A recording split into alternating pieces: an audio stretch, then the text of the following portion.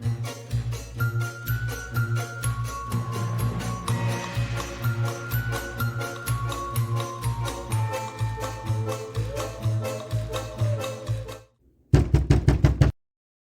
के जाने के बाद मैंने एक अकेले घर में सुकून तलाशा, पर उसकी दीवारें कुछ और ही राज छुपाए बैठी थीं।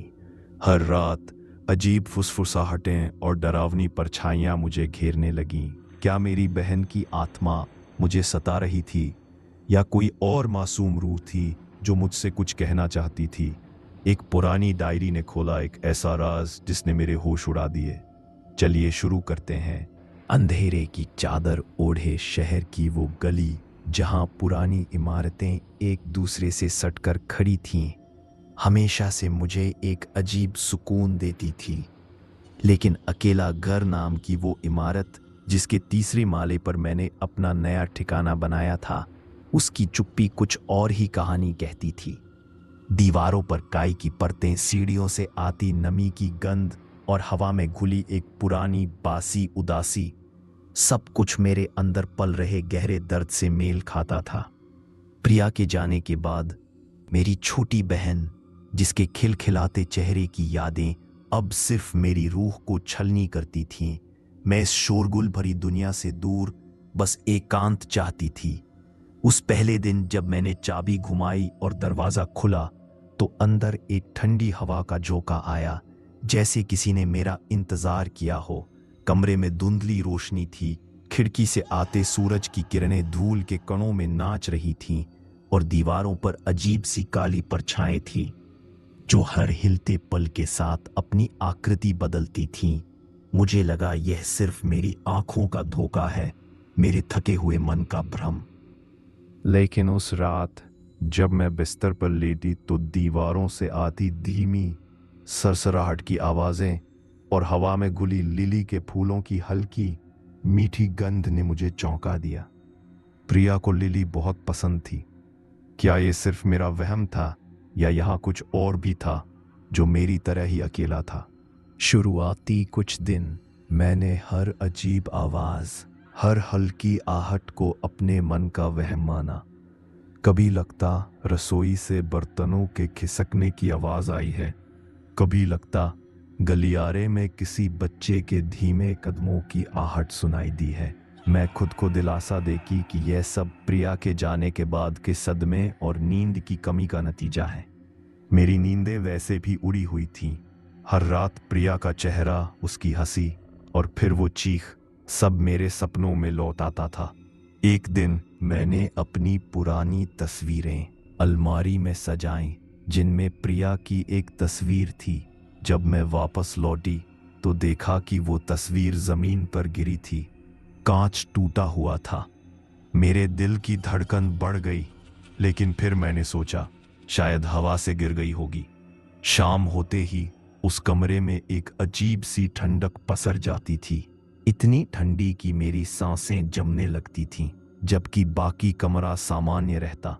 मैंने उस ठंडक में एक अजीब सी नमी महसूस की, जैसे वहां कोई अदृश्य नमकीन आंसुओं का झरना बह रहा हो। धीरे धीरे चीजें और भी अजीब होने लगीं। मेरे रखे हुए सामान की जगह बदल जाती। कभी मेरी चाबियां गायब हो जाती और फिर किसी ऐसी जगह मिलती जहां मैंने कभी उन्हें रखा ही ना हो। एक दोपहर जब मैं अपनी डायरी में प्रिया के बारे में लिख रही थी, तो मुझे महसूस हुआ जैसे कोई मेरी गर्दन पर हल्की सांस ले रहा है। मैंने तुरंत पलटकर देखा, लेकिन वहां कोई नहीं था, सिर्फ हवा में तैरती धूल और मेरे अपने तेज धड़कने की आवाज थी। एक दिन बिल्डिंग के बूढ़े चौकीदार कैलाश अंकल से मेरी मुलाकात हुई। उनकी आंखें अजीब सी खाली थी, जैसे उन्होंने बहुत कुछ देखा हो। मैंने उनसे पूछा, अंकल, इस बिल्डिंग में कोई बच्चा रहता है क्या? उन्होंने अजीब सी नजरों से मुझे देखा। उनके होंठ हिले, लेकिन कोई आवाज नहीं निकली। फिर धीरे से बोले, यहाँ तो सिर्फ परछाइयां रहती हैं बेटी, जो अपनी कहानियां सुनाने के लिए नए कानों का इंतजार करती हैं। उनकी आवाज में एक अजीब सी उदासी और चेतावनी थी, जिसने मेरे रोंगटे खड़े कर दिए। उन्होंने जोर से एक सांस ली, जैसे कोई भारी राज उनके सीने में दबा हो, और फिर धीरे से सर हिलाते हुए चले गए। उनकी बातों ने मेरे अंदर एक अजीब सी बेचैनी पैदा कर दी। मुझे महसूस हुआ इस बिल्डिंग की दीवारों में सिर्फ मेरी उदासी नहीं, बल्कि कुछ और भी गूंज रहा है। रात को अक्सर मुझे प्रिया की खिलखिलाने की आवाज सुनाई देती, इतनी हल्की, इतनी दूर, जैसे वो किसी और दुनिया से आ रही हो। कभी कभी मुझे प्रिया के रोने की आवाजें भी सुनाई देने लगी, जो धीरे धीरे चीखों में बदल जाती थी। मैं अपनी आंखों पर हाथ रख लेती, अपने कानों को बंद कर लेती, लेकिन वो आवाजें मेरे अंदर तक समा चुकी थी। मुझे पता था मेरा मन मुझसे खेल खेल रहा है, प्रिया का दर्द मुझे पागल कर रहा है। लेकिन कभी कभी जब मैं अपनी आंखें खोलती तो मुझे कमरे के कोने में एक छोटी सी परछाई दिखती, जो मेरे देखते ही, पलक झपकते ही गायब हो जाती। उस परछाई में एक अजीब सी मासूमियत थी, लेकिन साथ ही एक गहरा अनकहा दर्द भी था, जैसे वो मुझसे कुछ कहना चाहती हो। यह सब कुछ सिर्फ मेरा भ्रम नहीं हो सकता था, यह कुछ और था, कुछ ऐसा जो मेरी कल्पना से परे था। दिन हफ्तों में बदलते गए और मेरी रातें अब नींद के बजाय दर्द से भरी रहने लगी थी। उस अकेली इमारत की हर आवाज, हर चुप्पी अब मुझे खटकने लगी थी। कमरे की पुरानी लकड़ी के फर्श की चरमराहट, खिड़कियों से आती हवा की सीटी और दरवाजे के नीचे से झांकती अंधेरे की एक पतली लकीर, सब कुछ मुझे एक जाल में फंसा हुआ महसूस कराता था। मुझे लगता कोई लगातार मुझे देख रहा है। कभी कभी जब मैं पानी पीने के लिए उठती तो रसोई में रखे गिलास से पानी टपकने की आवाज आती, जबकि नल बंद होता, और जब मैं पास जाती तो टपकना बंद हो जाता। एक रात जब मैं सोने की कोशिश कर रही थी तो मुझे अपने कानों में एक फुसफुसाहट सुनाई दी। ये प्रिया की आवाज थी, लेकिन इतनी धीमी और डरावनी, जैसे वो गहरे पानी के नीचे से बोल रही हो। वो कह रही थी, दीदी तुम क्यों भाग रही हो? मेरी सांसें अटक गईं, मैं उठकर बैठ गई। पसीना मेरे माथे से टपक रहा था। मैंने पूरे कमरे में अपनी आंखें घुमाई, लेकिन सिर्फ अंधेरे की चादर थी। अगले दिन से फुसफुसाहटें और साफ होने लगीं, कभी मेरी किताबों के बीच से, कभी मेरे बिस्तर के नीचे से। वो मुझसे बातें करती, कभी प्यार से, कभी शिकायत भरे लहजे में, बिल्कुल प्रिया की तरह। लेकिन हर बार उसकी आवाज में एक अजीब सी खरोंच होती, एक ऐसी उदासी जो उसकी उम्र से कहीं ज्यादा गहरी थी। मुझे लगा मैं सचमुच पागल हो रही हूं। क्या मेरी बेटी प्रिया की आत्मा मुझे सता रही थी, या ये मेरे गहरे अपराध बोध का नतीजा था? एक शाम मैं अपनी डायरी लिख रही थी जब मुझे अचानक अपने कंधे पर एक ठंडे हाथ का स्पर्श महसूस हुआ। मेरा शरीर कांप उठा।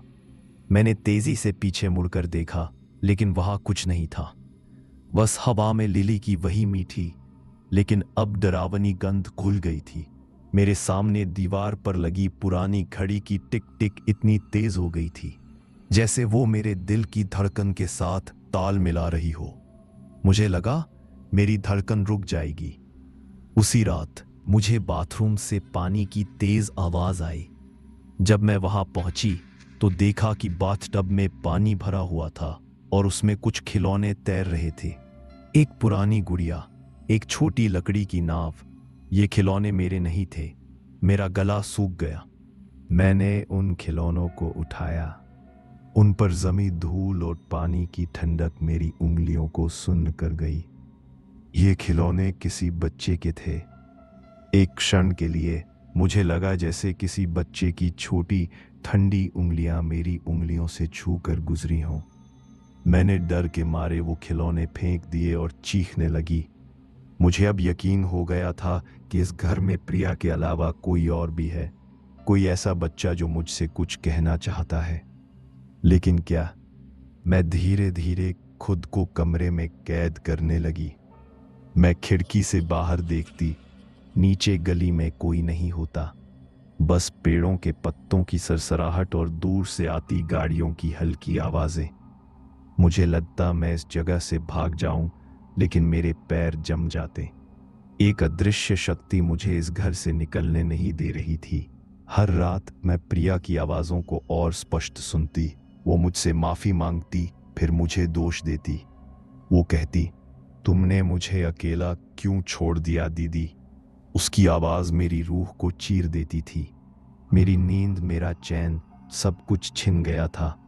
मेरी आंखें हमेशा सूजी रहती, शरीर थका हुआ और मन हर पल एक अनजाने डर से भरा रहता। मुझे लगता मैं एक ऐसे भंवर में फंस गई हूं जहां से निकलना नामुमकिन है। दीवारों पर लगे पुराने चित्र, जिनकी आंखें मुझे हर पल घूरती थीं, अब मुझे और भी डरावनी लगने लगी थीं। उनकी धुंधली रेखाओं में मुझे कभी एक बच्ची का चेहरा दिखता, कभी प्रिया का। इस घर का हर कोना, हर परछाई अब मुझे अपनी गिरफ्त में ले चुकी थी। मैं जानती थी मैं अकेली नहीं थी, और ये अकेलापन मुझे अंदर से खोखला कर रहा था। डर और भ्रम के उस जाल में फंसकर मैं लगभग अपनी सुध बुद्ध खो चुकी थी। मुझे लगा प्रिया मुझे सजा दे रही है उस गलती के लिए जो मैंने की थी। एक दोपहर जब मैं आंसुओं में डूबी जमीन पर बैठी थी, तो मेरा हाथ अचानक फर्श के एक हिस्से पर पड़ा जो अजीब तरह से खोखला महसूस हुआ। मैंने जोर लगाकर उसे हटाने की कोशिश की, और हैरानी की बात, वो लकड़ी का टुकड़ा आसानी से हट गया। नीचे एक छोटा अंधेरा नमी भरा डिब्बा था। मेरा दिल तेजी से धड़का।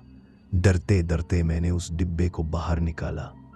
उस पर मोटी धूल की परत जमी थी, और उसकी पुरानी लकड़ी से एक अजीब सी घुटन भरी गंध आ रही थी। मैंने उसे खोला। अंदर एक पुरानी फटी हुई गुड़िया थी, जिसकी एक आंख गायब थी, और साथ में एक छोटी पीली पड़ चुकी डायरी थी। डायरी के पन्ने इतने नाजुक थे कि छूते ही बिखरने का डर था। मैंने कांपते हाथों से डायरी खोली। पहले पन्ने पर एक बच्चे की कच्ची लिखावट में लिखा था, अनामिका की डायरी। वो हर दिन दरवाजे पर खड़ी उनका इंतजार करती थी। लिखा था कि उसे कोई खेलने वाला नहीं मिलता, और वो अक्सर अकेली खिड़की से बाहर देखती रहती थी। एक एंट्री में उसने लिखा था, आज मुझे लिली के फूलों की खुशबू आई। माँ को लिली पसंद थी। क्या माँ वापस आ रही है? मेरी आंखें भर आईं। आखिरी एंट्री बहुत धुंधली थी, लेकिन उसमें लिखा था, आज मुझे बहुत ठंड लग रही है और कोई नहीं है, मुझे कोई गले लगा ले।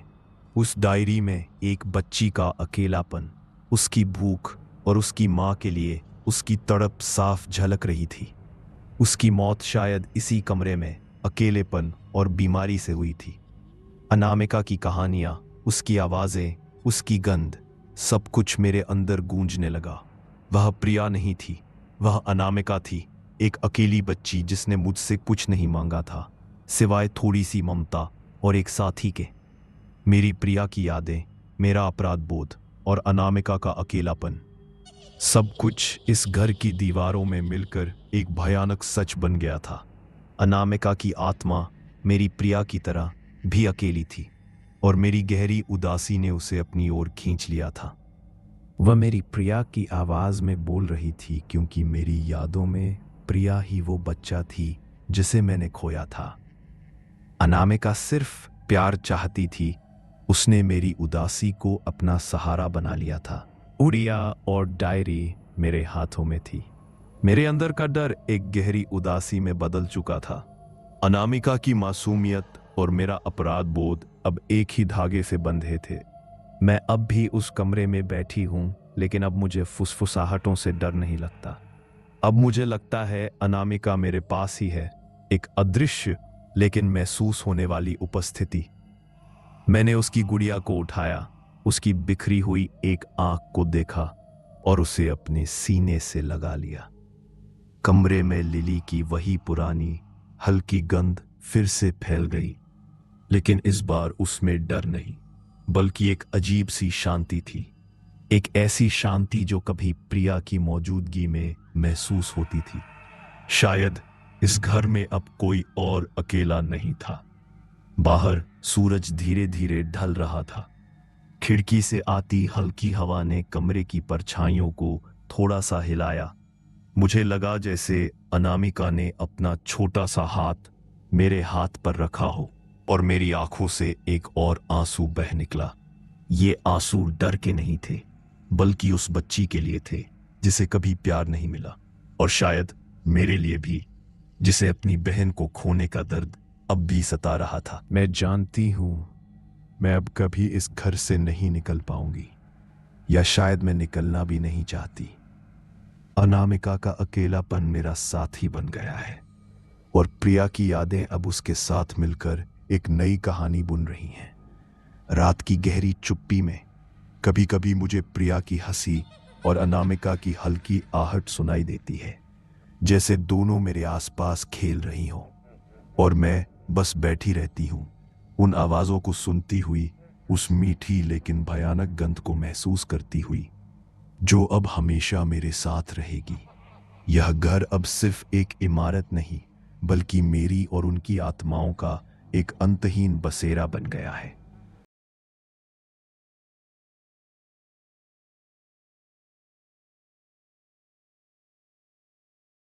मेरी कहानी सुनी इसके लिए बहुत धन्यवाद। अगर आपको अच्छी लगी हो या कुछ अलग महसूस हुआ हो तो कृपया लाइक करें, कमेंट करें, चाहे अच्छा लगे या बुरा, आपकी राय बहुत मायने रखती है, और शेयर ज़रूर करें।